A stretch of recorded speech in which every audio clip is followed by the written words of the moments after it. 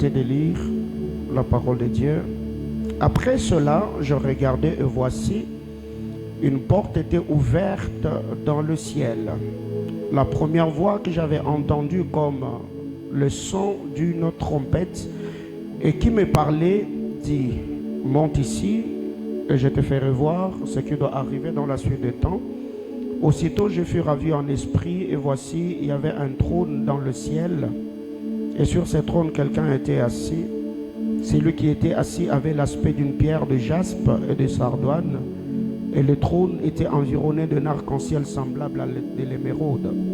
Autour du trône, je vis 24 trônes, et sur ces trônes, 24 vieillards assis, revêtus de vêtements blancs, et sur leurs têtes, de couronnes d'or. Du trône sortent des éclairs, des voix et des tonnerres. Devant le trône brûlent 7 lampes ardentes, qui sont les 7 esprits de Dieu. Il y a encore devant le trône comme une mer de verre, semblable à du cristal, au milieu du trône, autour du trône. Il y avait 4 êtres vivants remplis d'yeux devant et derrière. Le premier être vivant est semblable à un lion, le second être vivant est semblable à un veau, le troisième être vivant à la face d'un homme, et le quatrième être vivant est semblable à un aigle qui vole. Les 4 êtres vivants ont chacun 6 ailes, et ils sont remplis d'yeux tout autour et au-dedans. Il ne cesse de dire jour et nuit, saint, saint, saint, et l'Éternel Dieu, le Tout-Puissant, celui qui était, qui est et qui vient. Quand les êtres vivants rendent gloire et honneur et action de grâce à celui qui est assis sur le trône, à celui qui vit au siècle des siècles, les 24 vieillards se prosternent devant celui qui est assis sur le trône et ils adorent celui qui vit au siècle des siècles et ils jettent leur couronne devant le trône en disant: tu es digne, notre Seigneur et notre Dieu, de recevoir la gloire et l'honneur et la puissance, car tu as créé toutes choses et c'est par ta volonté qu'elles existent et qu'elles ont été créées. Parole du Seigneur.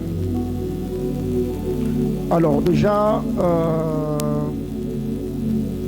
vu le fardeau qui m'anime ce soir, je ne saurais pas, à titre récapitulatif là-bas, revenir sur tout ce que nous avons dit le mercredi par la grâce de Dieu, mais retenons au moins que nous sommes dans notre série d'enseignements sur la race spirituelle. Il y a plusieurs personnes qui m'ont écrit demandant que nous puissions continuer avec cette série d'enseignements.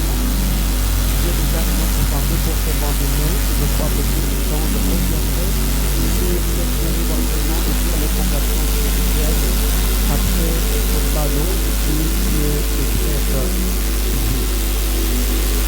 Alors, déjà, depuis le mercredi, parlons de la race angélique. Par la grâce du Seigneur, nous sommes en train de nous entretenir autour des êtres ou les êtres du gouvernement divin. Les êtres du gouvernement divin ou les êtres du gouvernement céleste. Alors, les amis, retenons ici. La proximité au trône dépend ou détermine la clarté de ce que tu verras. Ta proximité au trône déterminera la clarté de ce que tu vois, de ce que tu as vécu, de ce que tu verras. Écrivez-le comme cela. Ta proximité au trône déterminera ou détermine ta manière de voir. Parce que quand vous lisez la parole de Dieu dans Apocalypse chapitre 1er, à partir du verset 11 au verset 17, Jean avait vu, il avait vu un trône. Il a vu quelqu'un qui était assis sur ce trône-là. Ce que Jean a vu dans Apocalypse chapitre 1er est différent de ce que Jean a vu dans Apocalypse 4. Il a vu le trône dans Apocalypse 1er, mais la manière dont il était en train de détailler le trône qu'il a vu dans Apocalypse 1er est différent de ce qu'il a vu dans Apocalypse chapitre 4. C'était le même trône, mais ce que Jean a vu dépendait de spirituelles ou des dimensions qu'il a atteintes dans la vision qu'il avait reçue. Parce que quand vous lisez la parole du Seigneur, la Bible déclare dans Jean chapitre 1er, voici la révélation que Dieu a donnée à Jésus-Christ pour montrer à son serviteur Jean les choses qui doivent arriver dans la suite des temps. Jean a détaillé le trône. Mais quand vous allez dans Apocalypse chapitre 4, ici la Bible déclare, Jean reçoit une invitation. Il entend une voix lui dire, monte ici.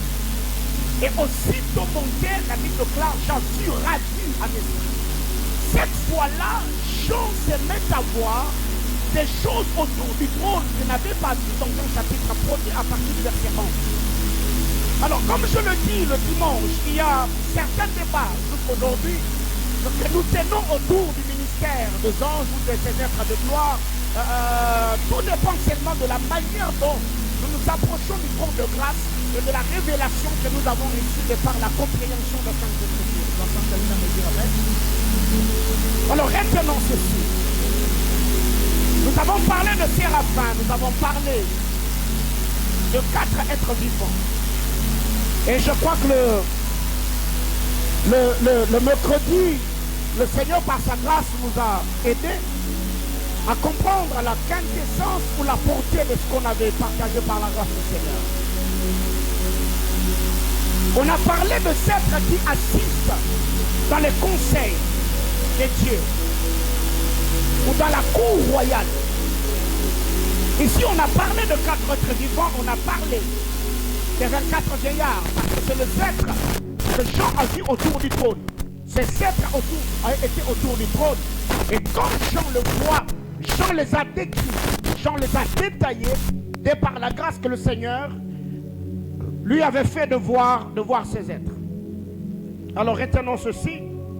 Il est important de connaître le caractéristique de vieillard, afin de savoir ce qu'il faut faire. Il faut connaître le caractéristique de vieillard. Pour connaître ou savoir ce qu'il faut faire, il faut connaître le caractéristique de vieillard pour savoir ce qu'il faut faire. Surtout quand on entre dans la sainte et glorieuse présence de Dieu, il faut au préalable apprendre à comment fonctionnent les anges du gouvernement divin pour éviter que la présence de l'Éternel, qui doit normalement ou nécessairement te bénir, ne te maudisse. Car il y a plusieurs personnes qui se sont approchées du trône de Dieu, qui ont payé le prix pour entrer dans la sainte et glorieuse présence de Dieu. Mais au lieu de sortir avec la bénédiction qui en découle, ces personnes sont sorties frappées de malédiction seulement parce qu'ils sont entrés dans la précipitation, dans la salle du royaume sans pour autant être préparés. Et d'ailleurs, quand vous lisez la parole de Dieu dans Exode chapitre 3, vous verrez que le Seigneur a pris le temps à préparer Moïse avant que Moïse n'entre dans sa sainte et glorieuse présence. La Bible déclare, Exode chapitre 3, Dieu a dit à Moïse, Moïse, Moïse. Moïse se détourna pour voir la voix qu'il appelait. Et le Seigneur lui dira, ôte tes sandales, car la terre sur laquelle tu te tiens est une terre sainte. C'est que si Moïse s'était hasardé de s'approcher, Moïse allait être frappé. Et vous verrez que plus tard, cet ange qui était apparu à Moïse a voulu le tuer. Il a fallu que Séphora coupe les prépuces de Gershom, son fils, afin de sauver Moïse. C'est là d'ailleurs que Séphora a appelé Moïse mon époux de sang. Alors ce que nous devons savoir, c'est que quand nous nous approchons dans la présence de Dieu, nous devons être préparés afin de bénéficier, de jouir des bénédictions qui en découlent. Alors qu'est-ce qui arrive? Si déjà nous nous approchons dans la sainte et glorieuse présence du Seigneur, ce que j'appelle la salle du royaume, et qu'il y a plus de proximité avec le trône, nous devons au préalable connaître comment les êtres qui travaillent autour du trône, l'adoration véritable est basée sur des choses. L'adoration véritable est basée sur des choses. Un, révélation. Ce que j'appelle la connaissance. 2, la reconnaissance. L'adoration, c'est deux choses. La connaissance et la reconnaissance. Quand je parle de la connaissance, je parle de la connaissance du vrai Dieu.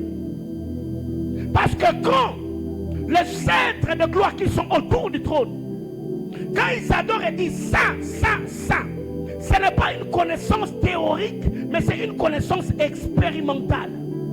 Ils sont vis-à-vis du trône. Ils contemplent la sainteté de Dieu. C'est que quand ils disent que Dieu est saint, ce n'est pas une histoire qu'ils ont lue quelque part, c'est le vécu quotidien. Ils voient le Seigneur, ils contemplent sa grandeur. Quand vous lisez que les êtres de gloire disent que l'Éternel est éternel, ce n'est pas quelque chose qu'ils ont lu dans un livre, non. C'est une expérience expérimentale. S'il faut que je le dise ainsi, il souffrait de ma tautologie. C'est une connaissance expérimentale, pas une connaissance théorique. Alors plusieurs personnes aujourd'hui, nous adorons Dieu, pas selon l'expérience personnelle que nous avons, mais ce sont les paroles d'adoration que certains adorateurs ont chantées et nous empruntons juste le mot et nous adorons le Seigneur. Cette adoration, elle est bonne, mais elle ne sera pas efficace. Est-ce que je parle à l'église? Quand tu dis que Dieu est puissant, as-tu déjà expérimenté la puissance de Dieu?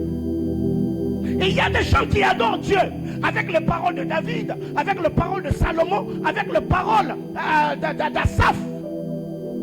C'est bien et beau. Dire Seigneur, tu es ma bannière, tu es mon refuge, tu es ma citadelle. Mais les jours où tu auras une expérience personnelle avec Dieu, tu adoreras le Seigneur avec les mots à toi. De par l'expérience que tu as eue dans ta marche et dans ta communion avec le Seigneur. Quand vous disiez,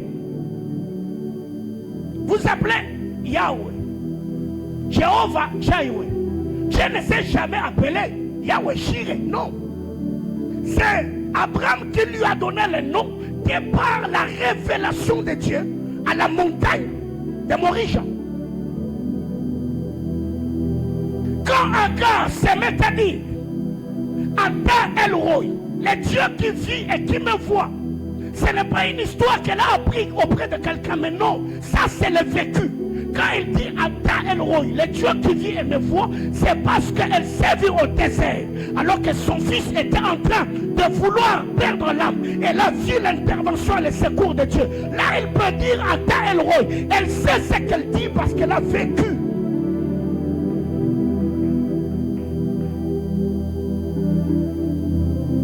Vous savez, j'aime bien le cantique de Gaël. Quand je parle de Gaël, c'était quand papa Alain Moloto Personnam, quand il était vivant. J'aime ces chants-là. Quelle profondeur.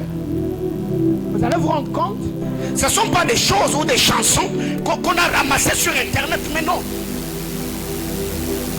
C'est beau de faire un peu sakati.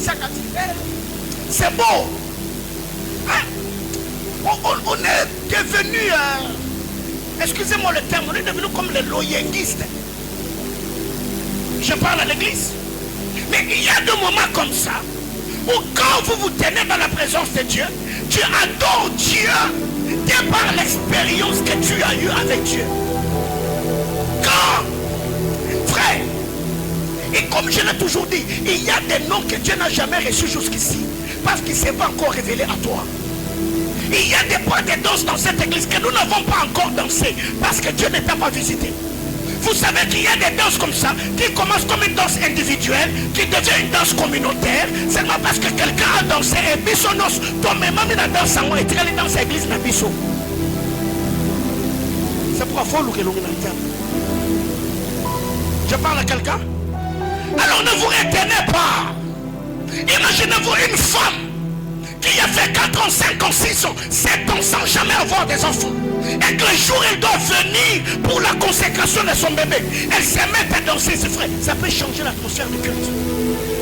Alors qui vous a dit que vous devez toujours être sérieux?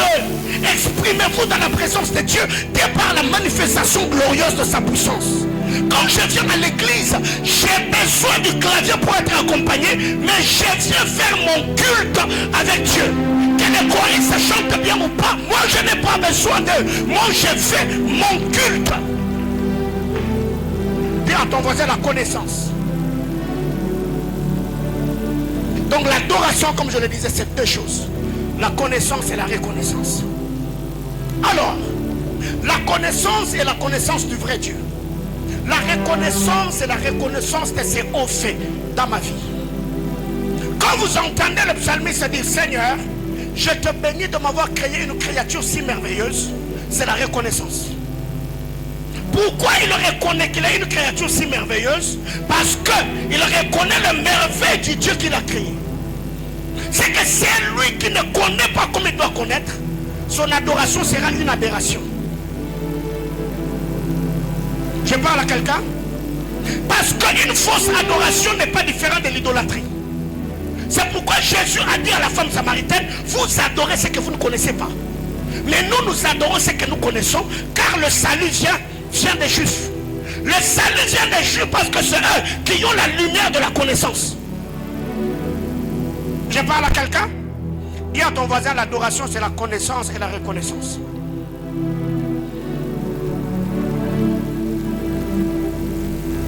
Première caractéristique des vieillards, comme je le dis, c'est l'adoration. Ils adorent le Seigneur. Ils louent Dieu. Ils célèbrent le grand roi. Une connaissance expérimentale, pas une connaissance théorique. Où tu vas suivre un peu du frère Michel Bakenda, un peu du papa Alain, un peu du papa de Ningonde, un peu du papa Patrice Moubiaï. Après, pas des frères, on est Sanguissa. Et même quand tu vas les dire là, toi-même tu ne seras pas convaincu parce que tu ne l'as pas vécu. Je parle à quelqu'un?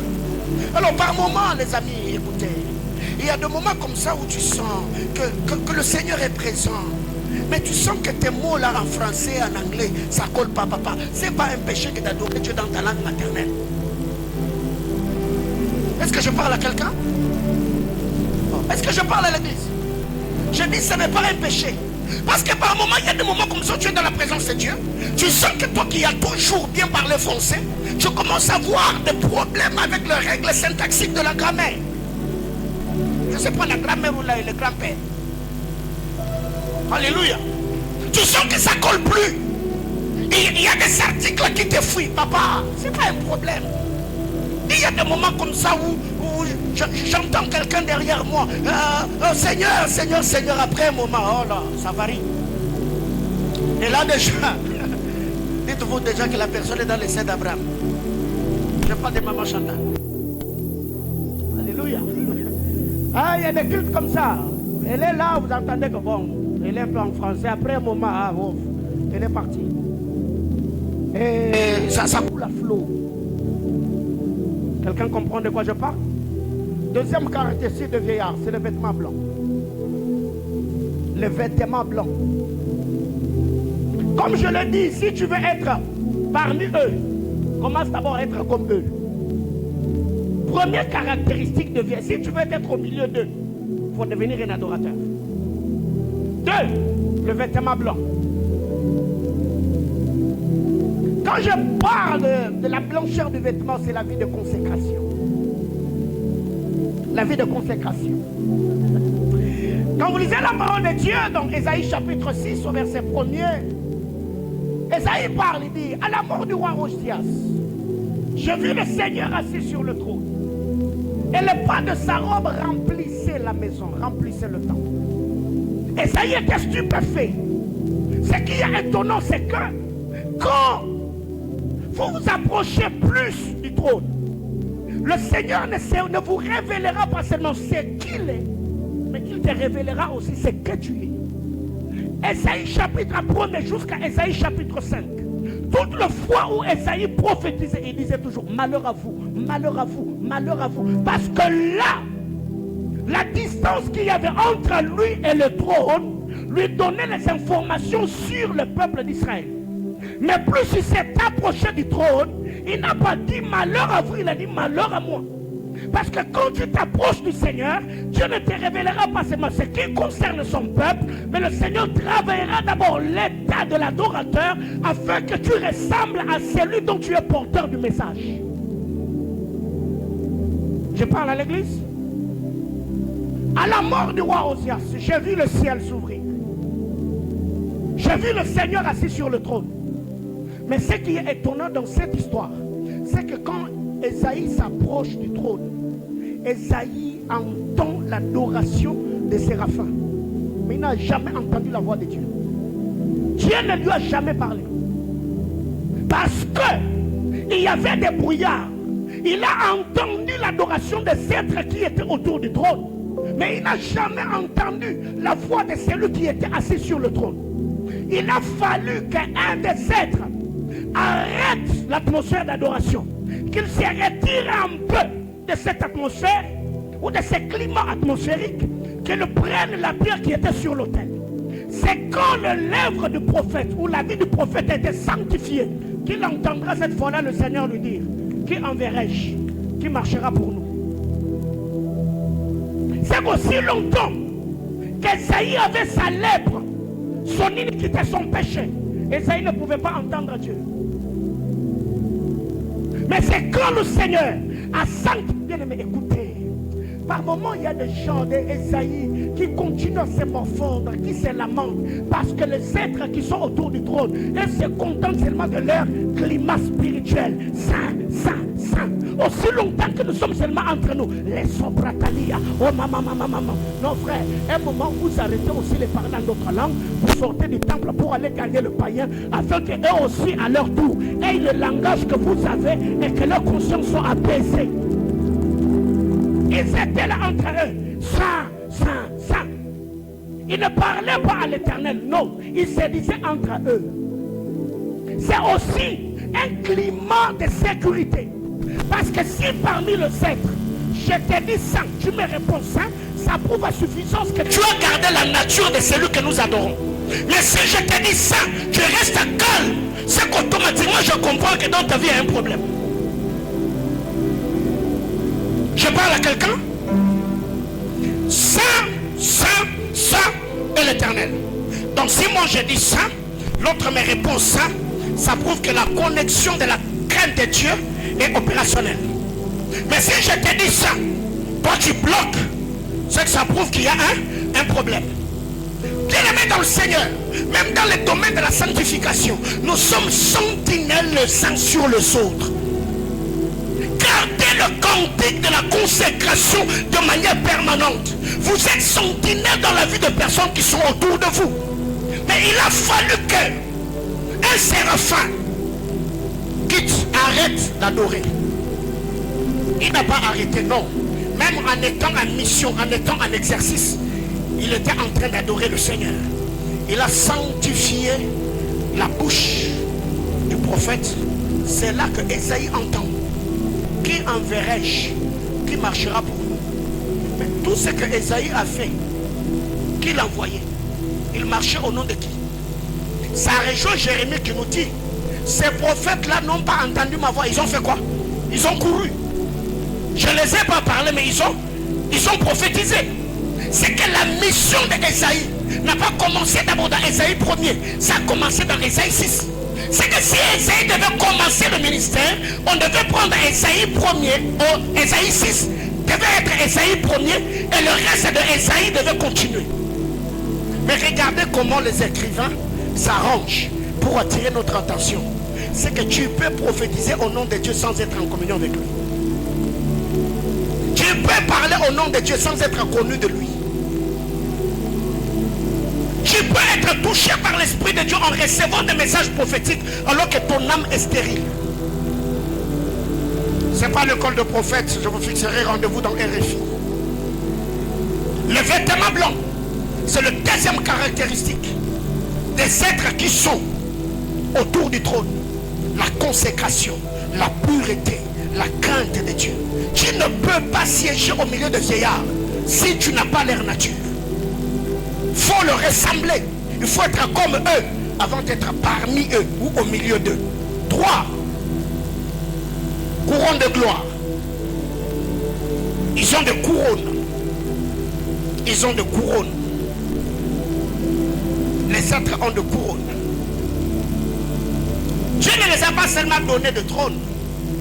Dieu ne les a pas seulement donné de vêtements blancs. Mais le Seigneur les a aussi couronnés. Ils ont des couronnes d'or sur leur tête. Parce que les êtres qui sont autour du trône, ce sont des protecteurs de la gloire de Dieu. Ils protègent la gloire. Pourquoi ils protègent cette dernière? Parce qu'ils sont participants à la gloire. Ils participent à la gloire, c'est pourquoi ils le protègent. Alors, retenons ceci. Le trône, leur couronne et leurs vêtements, ce n'est pas ce qui fait leur nature. Mais les vêtements et leur couronne et leur trône les embellit seulement. La royauté, ce n'est pas le trône. La royauté, ce n'est pas le vêtement royal. La royauté, ce n'est pas cette couronne qui couvre la tête du roi. La royauté est d'abord une identité. David a fui. Il a laissé le trône. Mais cela n'a pas fait de lui un huissier. Non. Il est resté roi, même sans avoir le trône. Ce qui fait que beaucoup d'enfants de Dieu aujourd'hui, nous avons l'identité royale en nous. Mais ce qui nous manque, c'est le vêtement royal qui doit nous embellir pour que les hommes nous voient comme de véritables rois. Je n'ai pas compris. Quand David a reçu l'onction royale, il était déjà roi ou non? Il était déjà, non? Le monde des esprits avait déjà validé que David est roi. Mais pour que David devienne roi devant les hommes, David doit avoir le trône. Il doit avoir le vêtement royal. Il doit avoir une couronne. Il y a des merveilleuses et glorieuses promesses qui sont attachées à ta vie. Mais jusque-là, comme l'homme ne voit pas ce qui est spirituel, l'homme valide le spirituel par le physique que ses yeux voient. Alors il faudrait maintenant que le Seigneur te donne ce que l'œil de l'homme veut voir pour que ces derniers valident ton identité spirituelle en Christ. Nous avons déjà dit que l'habit ne fait pas, mais on reconnaît aussi. Papa, ça m'a besoin là-bas. Que Dieu te donne l'habit. L'habit dont je te parle, je parle l'habit que tu vas mettre dans ta garde-robe. Non. Je parle d'une grâce. Je parle d'un mandat. Je parle d'une dotation. Je parle d'une onction. Quand ça vient sur toi, frère, tu verras que tous les domaines de ta vie, même les choses qui ne marchaient pas, ça va commencer à marcher parce que la bonne main de l'Éternel sera sur ta vie. Alors moi, tous les jours de ma vie, même quand je me mets à prier, frère, moi je prie pas seulement pour aller au ciel d'un. Je prie seulement pas pour, oh Seigneur, on a l'eau là. Je sais que l'eau là, non, ce n'est pas que, écoutez, je n'ai pas besoin de prier pour le ciel, pour y aller, non. Je sais que même si je ne prie pas pour ça, je ferai quoi? Je finirai par, parce que c'est ça la finalité de l'église. Mais il y a des choses pour lesquelles dans ce monde, pour les avoir, il faut prier. Là, je ne suis pas en train de dire ne prions pas pour le ciel, non. Même après avoir eu ces choses-là, je prierai pour que le Seigneur me garde dans l'intégrité. De peur que le bien que le Seigneur va me donner ne puisse me corrompre. Seigneur, garde mon cœur dans l'humilité, malgré la gloire, malgré ceci, malgré cela. Garde-moi, je ne veux pas rater, je ne veux pas rater. Oui, je vais prier. Mais ce n'est pas ma prière qui va faire que Jésus revienne, non. C'est déjà, c'est dans le programme de Dieu, c'est dans l'agenda de Dieu. L'église sera enlevée. Mais pour que tu te maries là, frère, il y a des choses pour lesquelles il faut prier. Pour que, surtout en ces temps, frère, il y a des choses pour lesquelles il faut prier. Couronne de gloire. Alors, 4. Quatrième caractéristique de vieillard. Dis à ton voisin les cheveux blancs. Là, je vais parler un moment. Les cheveux blancs. Les cheveux blancs ici, c'est la sagesse. La sagesse. C'est quoi la sagesse? La sagesse, c'est la maîtrise et l'application de la connaissance. C'est cela la sagesse. La sagesse, c'est la maîtrise et l'application l'application ou l'applicabilité de la connaissance. Si tu connais, tu n'appliques pas, tu n'es pas sage. Mais c'est quand tu maîtrises ce que tu connais et que tu les appliques que tu deviens sage. Je parle à quelqu'un? Vous allez me comprendre. Job chapitre 12, le verset 12. Job 12, 12.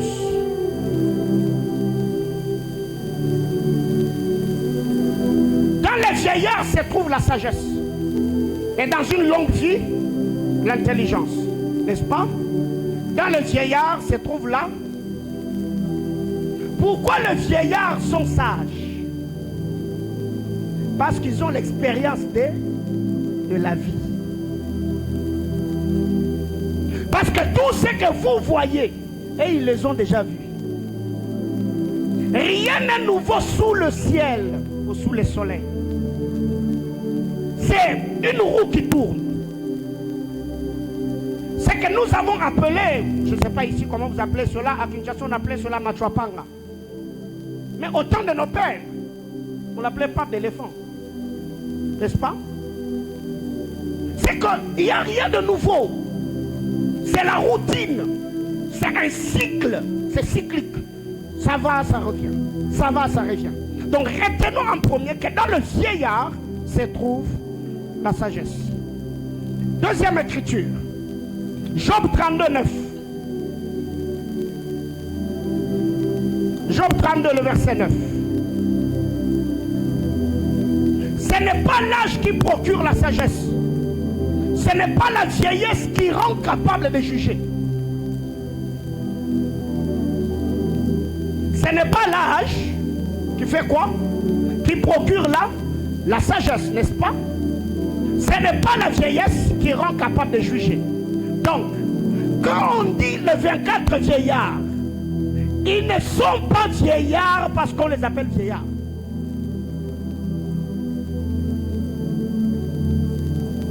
Ce qui est éternel ne vieillit pas. Ce sont des esprits. D'éternité en éternité, ils ne vieillissent pas. Mais quand on les appelle vieillards, c'est en fonction de l'esprit qui les anime. Quand je parle de l'esprit, je parle de la sagesse qui les anime. Parce que Job nous dit, ce n'est pas l'âge qui procure la sagesse.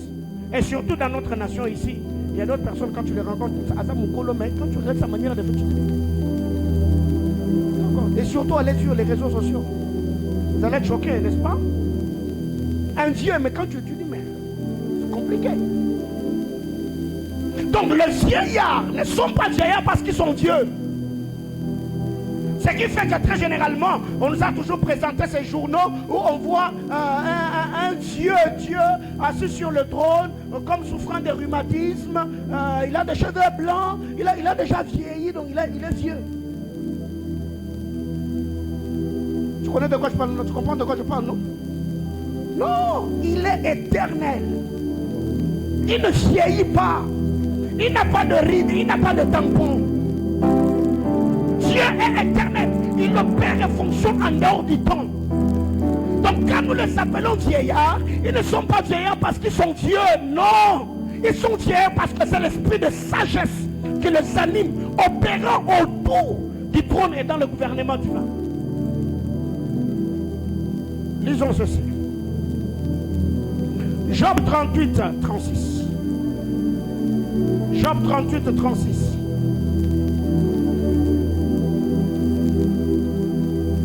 L'Écriture me dit, qui a mis la sagesse dans le cœur? Ou qui a donné l'intelligence à l'esprit? Donc ça, retenez-le. La sagesse est dans le cœur. L'intelligence est dans l'esprit. L'intelligence n'est pas dans les cerveaux. Quelqu'un me comprend? Dieu a mis la sagesse dans le cœur,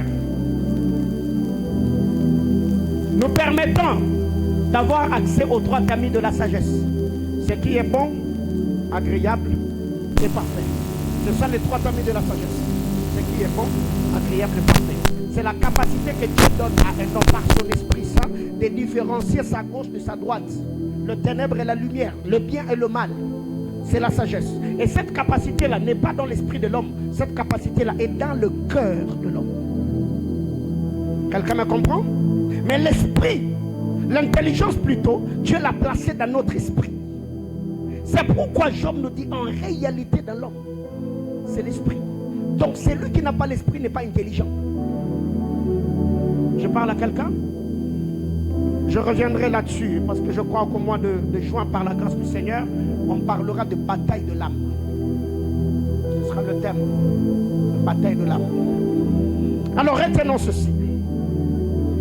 La sagesse, comme j'étais en train de le dire, c'est la maîtrise et l'application de la connaissance. Ce qui fait que la sagesse, c'est aussi l'observation, l'expérience et la réflexion. La sagesse, ce n'est pas seulement la maîtrise et l'application de la connaissance, mais la sagesse, c'est aussi l'observation, l'expérience et la réflexion. Parce que l'homme sage résout le problème et ne les amplifie pas. L'homme sage n'amplifie pas le problème. L'homme sage résout le problème. C'est là qu'un roi, chapitre 3, trouve son sens. Quand les deux femmes se sont approchées de Salomon, Salomon n'a pas amplifié le problème. Salomon a résolu le problème. C'est par la résolution de problème que tout Israël a reconnu que la sagesse de Dieu était dans Salomon. Les équations compliquées de la vie, c'est là que la sagesse de Dieu se manifeste. Et c'est une grâce, c'est un don que nous recevons de l'Éternel. Ça ne se procure pas par l'âge. Par l'âge ou en fonction de l'âge, non. Alors, écoutons, les amis. Les chefs d'œuvre de la sagesse hébraïque, c'est 3 livres. Les chefs d'œuvre de la sagesse hébraïque, la sagesse des Hébreux, les chefs d'œuvre de la sagesse hébraïque, c'est 3 livres. Job, Proverbes et Ecclésiaste. C'est le chef d'œuvre de la sagesse hébraïque. Si tu veux devenir sage, il faut côtoyer le sage. Job est un sage. Salomon est un sage. Lemuel est un sage. Quand tu côtoies ces gens, tu recevras l'illumination dans ton esprit, dans ton cœur, comment différencier les choses. Dis à ton voisin, les chefs d'œuvre de la sagesse hébraïque. Job, Ecclésiaste et Proverbes. C'est les livres que beaucoup de chrétiens n'aiment pas lire. Les amis,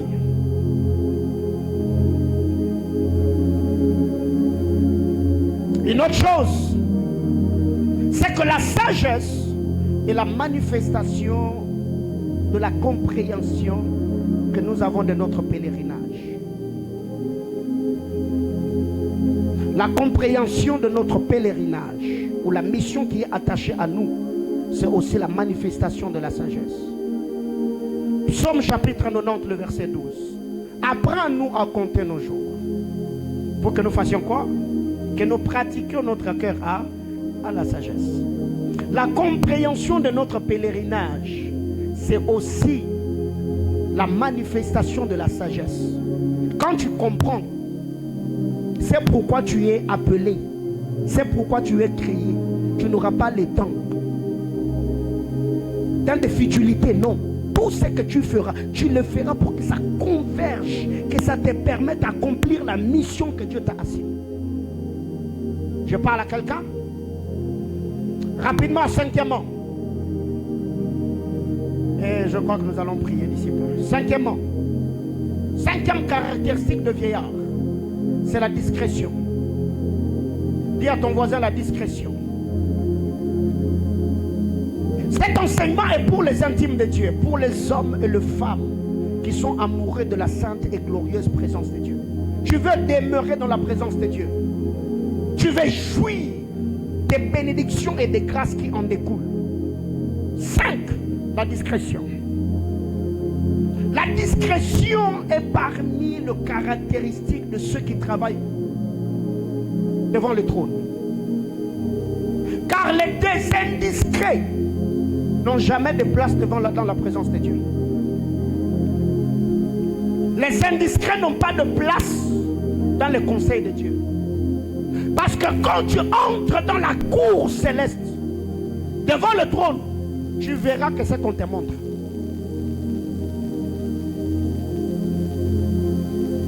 On parle que lorsqu'on nous donne la parole, on dit que ce qui nous est permis de dire. Ce qui fait que quand Jean entre dans le conseil de Dieu, il entre là avec la mentalité terrestre. Quand il voit l'agneau, il se met à pleurer. Jean, on ne pleure pas ici. Un ange s'approche et lui dit, Jean, ne pleure point.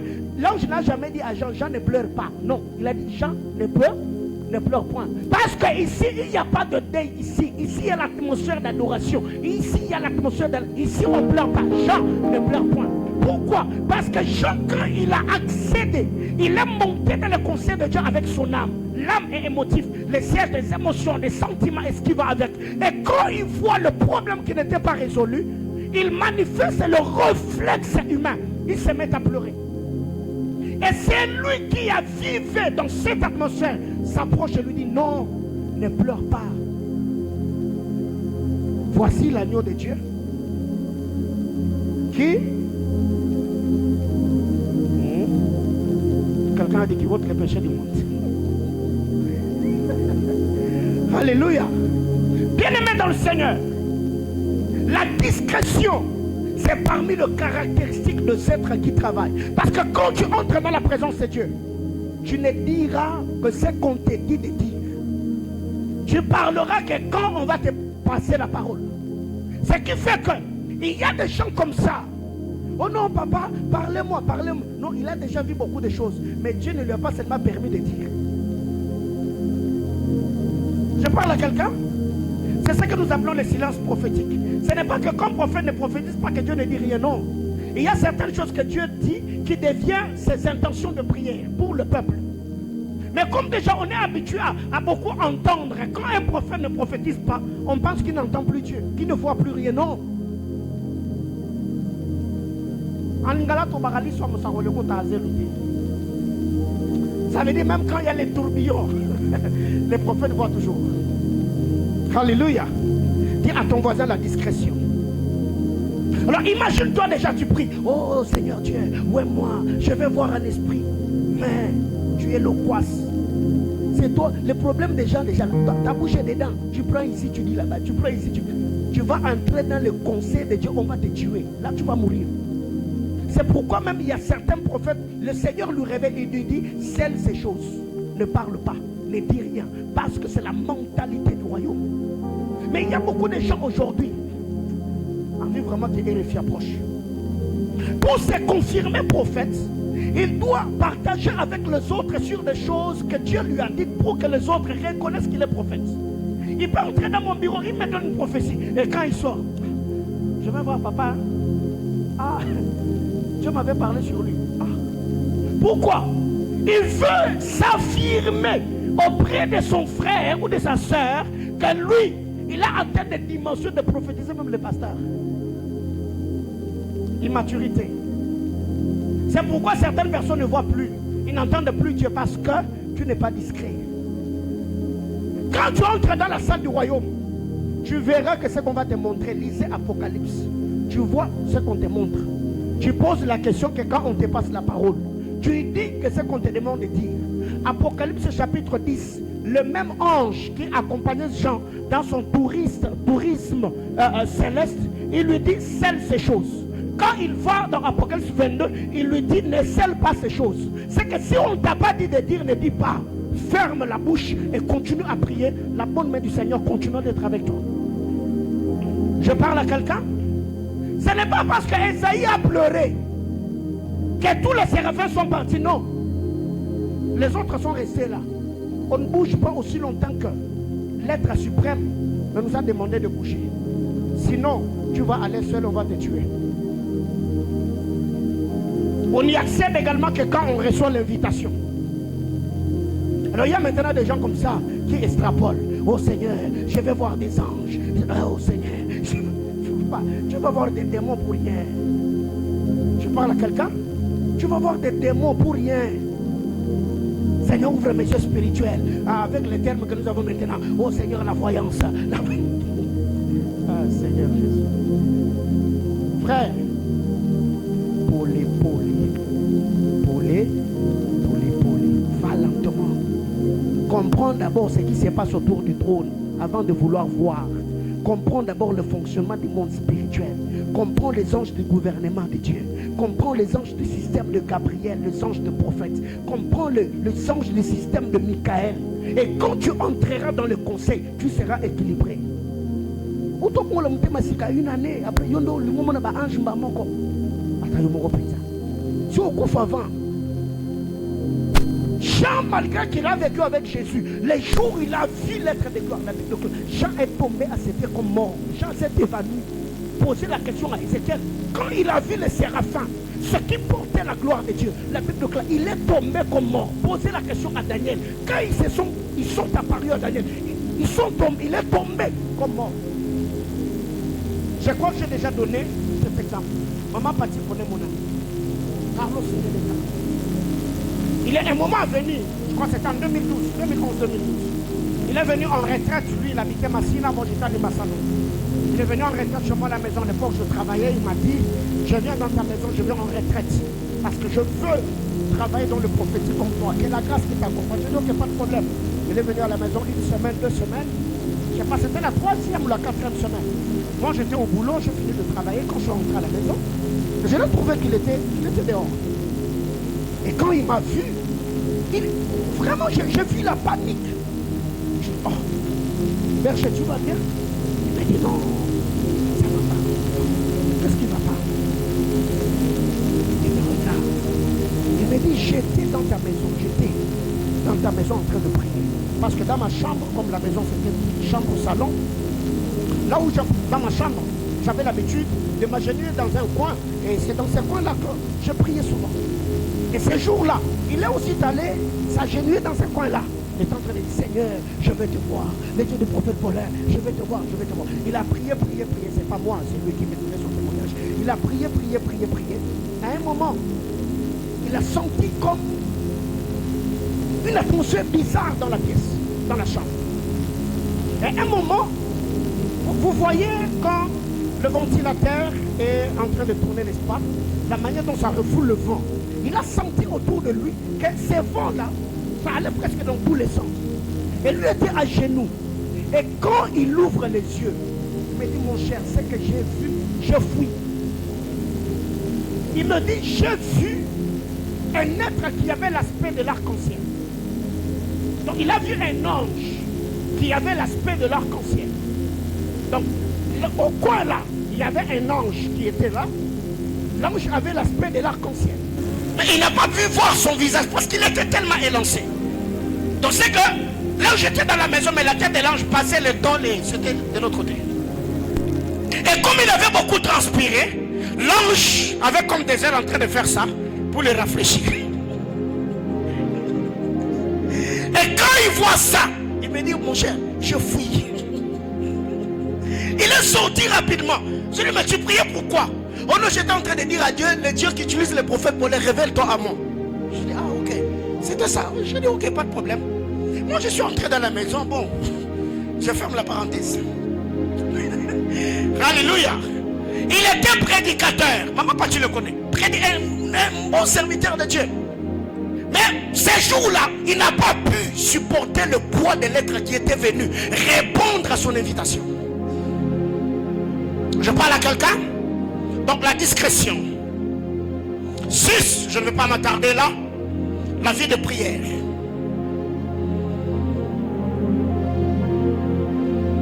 La vie de prière, c'est la communion qui nous donne l'accès. La vie de prière, c'est la communion qui nous donne l'accès. Quand nous communions avec le Seigneur, c'est en priant qu'on peut gravir des échelons. On monte, jusqu'à atteindre un certain niveau où l'apôtre Paul dit, je ne sais pas si c'était dans son corps, en dehors de son corps, mais je connais quand même un homme qui fut ravi jusqu'au 3e ciel. Et c'est là d'ailleurs Quand cet homme de Dieu a compris que les anges qui accompagnent les hommes de Dieu les ressemblent. Je parle à quelqu'un. Sixièmement, c'est cacher sa face. Septième attitude plutôt. Septième caractéristique des êtres qui sont autour du trône. Cacher sa face. Ici, c'est la révérence, l'obéissance, la soumission. On a parlé de combien de caractéristiques? 7. Esprit d'adoration. 2. Le vêtement blanc. 3. Couronne de gloire ou couronne d'or. 4. Cheveux blancs, la sagesse. 5. La discrétion. 6. La prière. 7. La révérence. Donc quiconque veut entrer dans la salle du royaume, il doit développer cette culture. La vie de prière. Je vis dans la crainte de Dieu. Je vis dans l'atmosphère d'adoration. Je développe la sagesse. La sagesse, la sagesse, la sagesse. Quand j'entre l'attitude de la révérence devant le trône de Dieu, je cache ma face. Le titre, le diplôme, le rang social, mon savoir-faire, mes habiletés et tout ce qui va avec, je mets de côté. Là, je suis enfant de Dieu. J'entre dans l'atmosphère du royaume afin de communiquer avec mon Père. Alors, je devais parler de 7 autres choses, les œuvres des chérubins. Mais le temps nous fait défaut. Le temps nous fait défaut. Parce que quand vous lisez la parole du Seigneur, dans Nombre chapitre 7, le verset 49, la Bible déclare, le Seigneur parlait à Moïse entre les chérubins. Ils avaient le zèle déployé sur le propitiatoire. Et le Seigneur, quand il passait, il parlait à Moïse entre les chérubins. Je reviendrai là. Dieu siégeait entre le chérubin. Dieu siégeait entre le chérubin. 1 Samuel 4:4. Dieu s'asseyait sur le chérubin. 2 Samuel chapitre 22, le verset 11. Ces êtres, ils ont de l'autorité sur la nature. Apocalypse 14:18. Ils diffèrent en autorité. Apocalypse 18, chapitre 1er. Ils protègent la gloire de Dieu. Ils suscitent les adorateurs véritables et provoquent le vrai culte. Par eux, ils suscitent, parce que ce sont des porteurs et protecteurs de la gloire de Dieu. Ce qui fait que quand vous lisez la parole de Dieu dans les livres d'Ézéchiel, c'est eux, les animaux qui ont des roues. Donc quand ils se déplacent avec le royaume. Quelqu'un me comprend? Bien-aimé dans le Seigneur, vous devez savoir. Est-ce qu'il faut que je dise ça? Quand vous lisez la parole de Dieu, dans Jean chapitre 13, Jésus est assis à table avec le disciple. Ils sont en train de prendre le repas spirituel. Et quand Judas prend le pain, la Bible déclare, Satan fait quoi? Entra en Judas. Satan est entré en Judas. Et pendant que Satan était en Judas, Dieu était où? Dieu était où? En Jésus. Parce que c'était une bataille de postérité. Jésus devait monter à la croix, mourir, verser le sang, pour qu'une postérité soit relâchée sur terre. C'est par son sang que nous sommes devenus enfants de Dieu, n'est-ce pas? Mais de l'autre côté, Satan devait aussi relâcher une postérité sur terre. Et Satan est entré en qui? En Judas. Et la Bible déclare, quand Judas s'est pendu, ses entrailles ont fait quoi?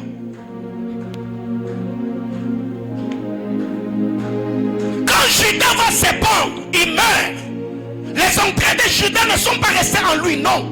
Les entrailles de Judas se sont répandues. Une postérité a été libérée sur terre. Et quand Jésus va aussi mourir à la croix, il verse le sang. Le sang que Christ a versé, une autre postérité a été répandue. Ce qui fait que Satan ne crée pas, Satan adopte.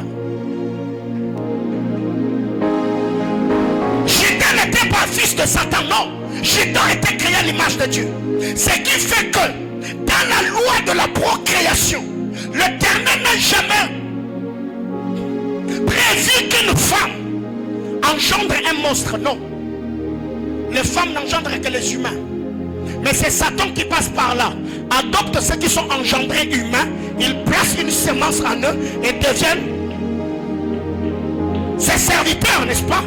Ceux qui travaillent pour accomplir le dessein. C'est pourquoi un homme spirituel n'est pas seulement celui qui prie pour son ascension, mais c'est aussi celui qui sécurise son esprit. Il y a des gens qui ont bien commencé avec Dieu et ont fini par être possédés parce que Satan les a adoptés. On a déjà parlé de l'adoption ici, n'est-ce pas? Et cette adoption s'est faite par une sémence qu'il communique. Quand la sémence de Satan entre en toi, on t'a adopté.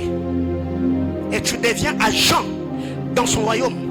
Les sorciers, les magiciens, les féticheurs, les occultistes, les illuminati, tous ceux qui travaillent. Et d'ailleurs, c'est étonnant. Quand les gens pensent que Satan, l'antichrist, quand il va venir, il viendra comme un politicien. Vous savez que Satan est un religieux. Satan est un religieux. Satan est un homme d'église. Regardez comme ça. Satan est un homme d'église. Satan est un religieux. C'est là que nous avons toujours dit, c'est l'autel qui dicte le trône. Satan est un prêtre. Satan est un sacrificateur. Quand vous lisez Ézéchiel 28, on le présente comme le chérubin protecteur de la gloire de Dieu. Les pierres, onyx, jaspe, tout ce qui va avec, ont été créés les jours où Satan est entré en exercice. Et le Seigneur, pour récupérer la sacrificature, le Seigneur s'est arrangé pour que les mêmes pierres qui étaient au service de Satan soient placées sur le pectoral du sacrificateur.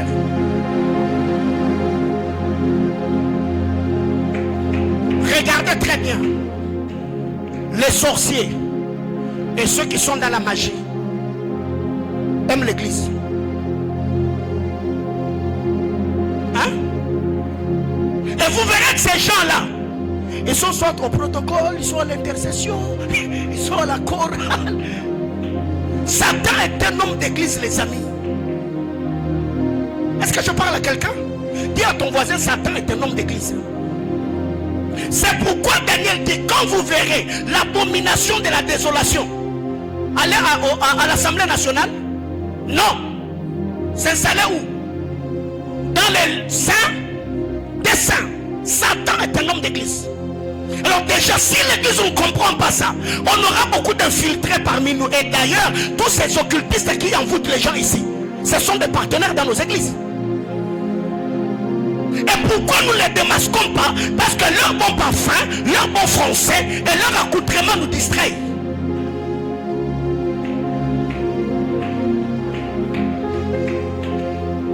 C'est pourquoi les intercesseurs doivent être des hommes spirituels. Vous pouvez dans votre département, ça ne décolle pas.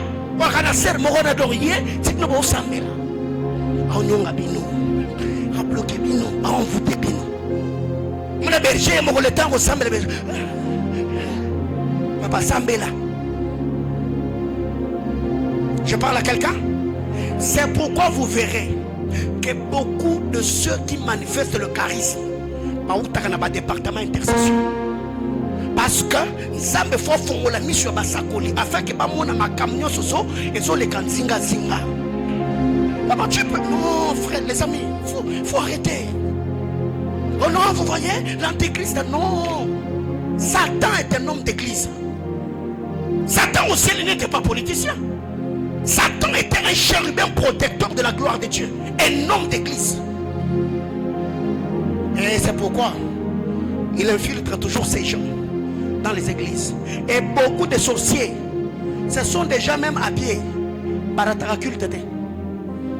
Et surtout quand à Monique gloire en Zambé Kiti. bango basaka bato libo mona ser wana ya ratakate adresa ke na kilto pasteur eloko mo ekiteli mona ya ye mto liboso afuka soka ko tsheli boko ngi abenji no so wa.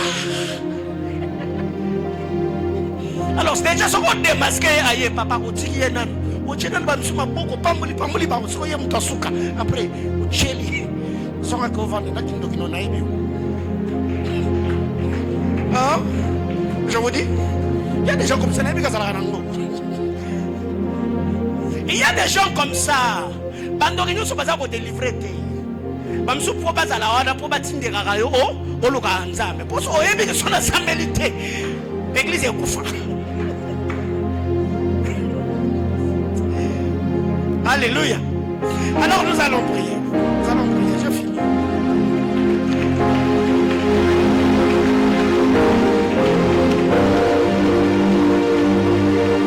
Voisin, il faut pas à donc son assemblée en lokanga il faut zawana donc au tigre motivation à prière yo kufate yo zagawana plus na biko za ngapina kanga mananza poso kufi na kanti baza sutete yo foza uza échantillon na bango yo zagawana. Lève-nous, nous allons prier. Ce soir, on va prier pour une chose. Tu vas dire à Dieu, Seigneur, j'ai l'identité royale. Tu vas demander à Dieu l'habit.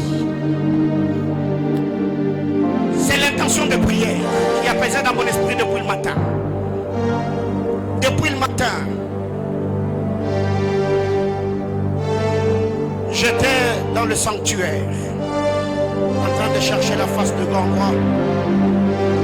Et je voudrais ici que quelqu'un élève la voix, la tunique que Jacob a donnée à Joseph a amené la distinction, la démarcation entre lui et ses frères.